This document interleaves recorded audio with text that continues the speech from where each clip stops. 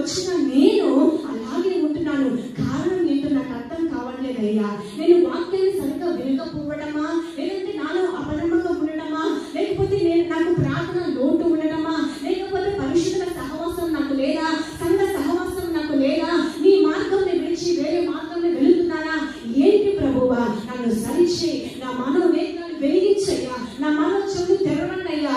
నేను కూడా నడవాలి, నేను కూడా సాధించాలి, నేను కూడా దీవించబడాలి, నేను ఇక్కడ ఉండకూడదు, నన్ను పైకి మీరు లేవనెత్తాలి ప్రభువా అనే ఆశ, ఆసక్తి నీలో ఉంటే దేవుడు నువ్వు అడిగిన వెంటనే మనోనేత్రాలు వెలిగిస్తాడు.